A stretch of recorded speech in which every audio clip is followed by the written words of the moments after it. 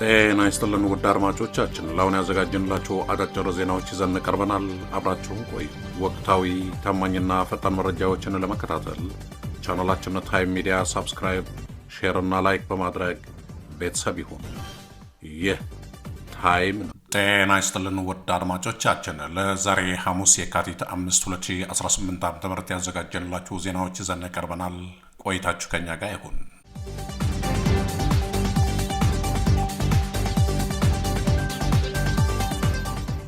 ህዝባዊ ወያነ ሓርነት ትግራይ ህወሓት ለአፍሪካ ህብረትና ለተለያዩ አገራት መሪዎች በላከው ይፋዊ ደብዳቤ የኢትዮጵያ ገዢ ፓርቲ የሆነው ብልጽግና የፕሪቶሪያውን የሰላም ስምምነት ወደ ጎን በመተው ቀውሱን እያባባሰ መሆኑን በጽኑ ከሰሰ።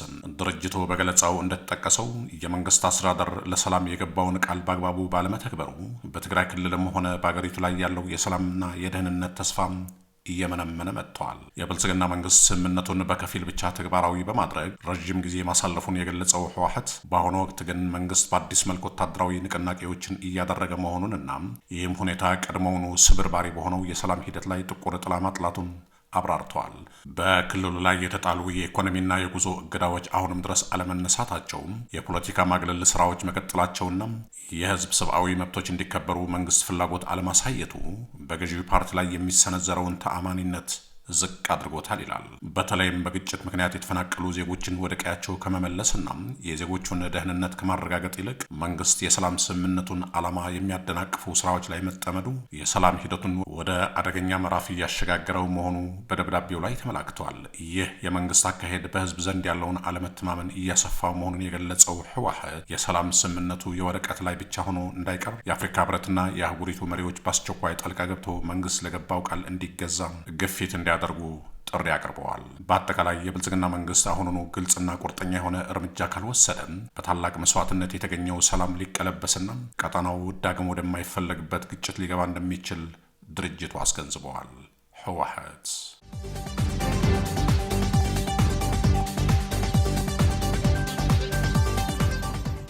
የአማራ ፋኖ ብሔራዊ ንቅናቄ ለብልጽግና የአገዛዝ መዋቅር አባላት የምህረት አዋጅ አወጣ።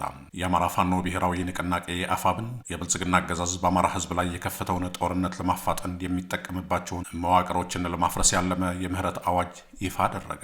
ንቅናቄው የካቲት 5 ቀን 2018 ዓ.ም ባወጣው መግለጫ እንዳስታወቀው የብልጽግና አስተዳደር ስልጣኑን ለማቆየት ሲል የአማራን ህዝብ ለማጥፋትና ለከፍተኛ ማህበራዊና ፖለቲካዊ ውድቀት ለመዳረግ እየሰራ ይገኛል። አገዛዙ የህዝብ መገናኛ መስመሮችን በመዝጋት በንጹሃን ላይ ጭፍጨፋ እያካሄደ መሆኑንና በተለይም የቀድሞውኑ የብአዴን መዋቅር ሚሊሻንና የአድማ ብተና ኃይሎችን በመጠቀም ህዝቡን እርስ በርሱ ለማጋጨት እየጣረ መሆኑን ገልጸዋል። ይህንን ተከትሎም ንቅናቄው በአሁኑ ወቅት በአገዛዙ መዋቅር ውስጥ ለሚገኙ አካላት ጥሪ ያቀረበ ሲሆን እነርሱም በየደረጃው የሚገኙ የብልጽግና አመራር አባላት፣ ሚሊሻ፣ ሰላም አስከባሪና በተለያዩ ስሞች የተደራጁ የታጠቁ ኃይሎች፣ የክልል አድማ ብተናና መደበኛ ፖሊስ አባላት እንዲሁም በመከላከያ ሰራዊት ስም የተሰማሩ አዝማቾችና መኮንኖች መሆናቸውን ጠቅሰዋል። በአዋጁ መሰረት የምህረት ጥያቄ የሚያቀርቡ አካላት የሰው አካልና የህሊና ዋስትናን የሚሰጣቸውና አስፈላጊው ስልጠና ተሰጥቷቸው ወደ ትግሉ እንዲቀላቀሉ ሁኔታዎች እንደሚመቻቹ ተገልጸዋል። ይሁን እንጂ ይህ የምህረት አዋጅ ከየካቲት 4 ቀን 2018 ዓ.ም ጀምሮ ለቀጣይ 15 ቀናት ብቻ የሚቆይ ሲሆን የጊዜ ገደቡን የማይጠቀሙና በህዝቡ ላይ ጉዳት የሚያደርሱ አመራሮችና አባላት ከባድ ቅጣት እንደሚጠብቃቸው ንቅናቄው አስጠንቅቀዋል። በመጨረሻም የአማራ ህዝብ የአገር ሽማግሌዎችና የሃይማኖት አባቶች በአገዛዙ መዋቅር ውስጥ ያሉ ግለሰቦች ወደ ህዝባዊ ትግሉ እንዲቀላቀሉና ለብልጽግና አገዛዝ መጠቀሚያ እንዳይሆኑ የድርሻቸውን እንዲወጡ ጥሪ ቀርበዋል።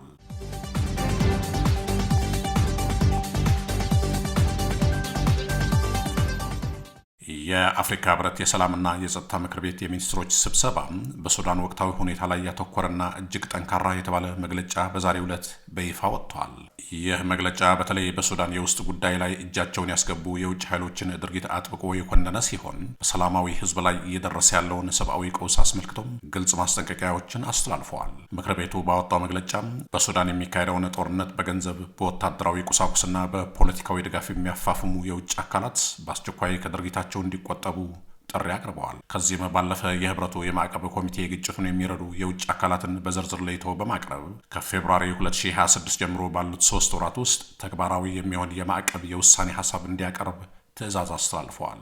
ይህ እርምጃ በተለይም ከሱዳን ጎረቤቶችና ከአንዳንድ የባህረ ሰላጤው አገራት ጋር ግንኙነት አላቸው ተብለው ለሚጠረጠሩ አካላት የቀረበ ከፍተኛ ማስጠንቀቂያ ተደርጎ ተወስደዋል። በተለይ በዳርፉር ክልል ኤልፋሻር ውስጥ በፈጣን ደጋፊ ኃይሎች RSF የተፈጸመውን ስልታዊ ጭፍጨፋ፣ የዘር ተኮር ጥቃቶችንና የህዝብ መፈናቀልን ምክር ቤቱ በጽኑ አውግዟል።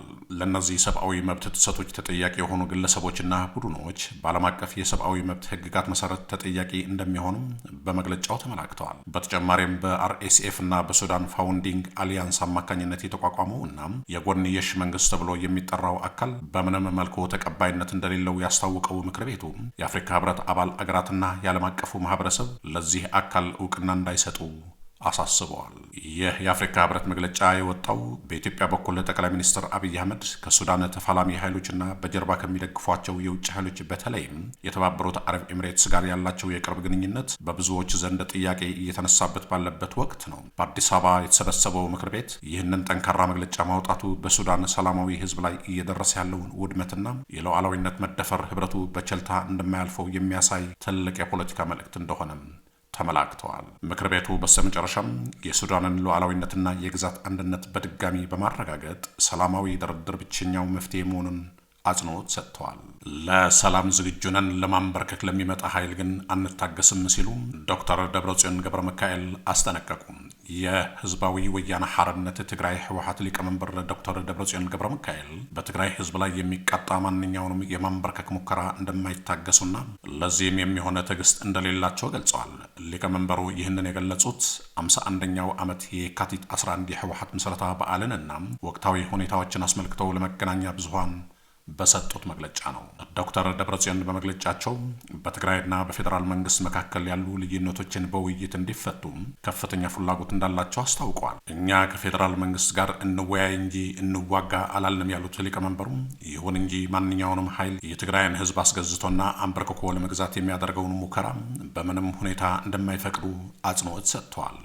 ዶክተር ደብረጽዮን በአሁኑ ወቅት ከተለያዩ የኢትዮጵያ አቅጣጫዎች የመከላከያ ሰራዊት ወደ ትግራይ ድንበሮች እየተጠጋ መሆኑን የጠቀሱት ዶክተር ደብረጽዮን ምንም እንኳን በሰራዊት ተከበን ብንገኝም አሁንም ለሰላም ካለን ቁርጠኝነት የተነሳ ያሉ ችግሮችን በውይይት እንዲፈቱ ጥረት እያደረግን ነው ብለዋል። ሊቀመንበሩ አክለውም የሰላም ውይይትን ወደ ጎን በመተው ህዝቡን ለማንበርከክ ለሚመጣ ኃይል እንደማይታገሱና ይህንን የሚታገስ የትግራይ ተወላጅ እንደሌለ ገልጸዋል። እንደ ህዝብ ነበረ ያነበረ ወይም ደግሞ ተረት ተረት ሊያደርጉንና ከምድረ ገጽ ሊያጠፉን ለሚሰሩ አካላት እጅና እግራችንን አጣጥፈን አንቀመጥም ያሉት ዶክተር ደብረጽዮን ገብረ ሚካኤል የአሁኑ ዝግጁነታቸው እንደ 2013 ዓ.ም አለመሆኑንም አስገንዝበዋል።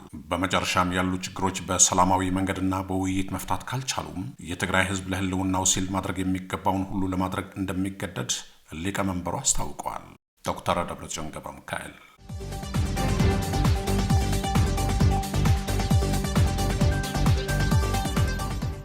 በምስራቅ አፍሪካ ቀንድ እየታየ ያለው አዲስ የፖለቲካ ትኩሳትና የኃይል አሰላለፍ ለኢትዮጵያ ብሔራዊ ደህንነትና ቀጠናዊ ተጽዕኖ አሳሳቢ የሆኑ ምልክቶቹን ይዘው ብቅ ብለዋል። ሰሞኑን የሶማሊያው ፕሬዚዳንት ሐሰን ሼክ መሐመድ በካይሮ ያደረጉት ጉብኝትና በአፍሪካ ህብረት አዲሱ የድጋፍና ማረጋጊያ ተልእኮ ስር የሚሰማሩ የግብፅ ወታደሮችን ዝግጁነት መመልከታቸው በኢትዮጵያና በግብፅ መካከል ለዓመታት የዘለቀውን የህዳሴ ግድብ ፍጥጫ ወደ አዲስ ምዕራፍ አሸጋግረውታል። ግብፅ በኢትዮጵያ ምስራቃዊ ጎረቤት በኩል ወታደራዊ ግንኙነቷን ማጠናከሯ ካይሮ ኢትዮጵያን በጎረቤቶቿ በኩል የማጥበብ ወይም ስትራቴጂካዊ ከበባ የማድረግ ፍላጎት እንዳላት በግልጽ ያሳያል። ይህ ክስተት በተለይ ኢትዮጵያ ከሶማሌላንድ ጋር የተፈራረመችውን የመግባቢያ ሰነድ ተከትሎም በሞቃዲሾና በአዲስ አበባ መካከል የተፈጠረውን ዲፕሎማሲያዊ ቅራኔ ግብፅ እንደ መልካም አጋጣሚ በመጠቀም በቀጠናው ያላትን ወታደራዊና ፖለቲካዊ ጡንቻ ለማፈርጠም እየተጠቀመችበት መሆኑን ያመላክታል። የኢትዮጵያ ሰራዊት ላለፉት 2 አስርት ዓመታት በሶማሊያ ሰላምን ለማስከበርና አልሸባብን ለመዋጋት የከፈለውን መስዋዕትነት ወደ ጎን በመተው የሶማሊያ መንግስት የኢትዮጵያን ወታደሮች በግብፅ ኃይሎች ለመተካት መወሰኑ ለኢትዮጵያ ቀጥተኛ የደህንነት ስጋት ነው። የኢትዮጵያ ጦር ከሶማሊያ መውጣት በድንበር አካባቢ ያለውን የጸጥታ ሁኔታ ለአደጋ የሚያጋልጥ ብቻ ሳይሆን ኢትዮጵያ በቀናነት የማታያቸው የግብፅ ወታደራዊ ኃይሎች በቅርብ ርቀት ላይ እንዲሰፍሩ እድል የሚሰጥ ነው። ይህ የኃይል ሚዛን መዛባት ኢትዮጵያ በምስራቅ በኩል ያለባትን ስጋት በእጥፍ የሚጨምረው ሲሆን ግብፅም ይህንን ወታደራዊ ግንኙነቷን በአባይ ውሃ ድርድር ወቅት ኢትዮጵያን ለማስፈራሪያነትና በውሳኔዎቿ ላይ ተጽዕኖ ለማሳደር እንደ ስልታዊ ካርድ ልትጠቀምበት እንደምትችል ይገመታል። በተጨማሪም የግብፅና የሶማሊያ ወታደራዊ ትብብር ኢትዮጵያ የባህር በር ለማግኘት ከሶማሌላንድ ጋር የጀመረችውን ዲፕሎማሲያዊ ጥረት በእጅጉ የሚያወሳስበው ነው።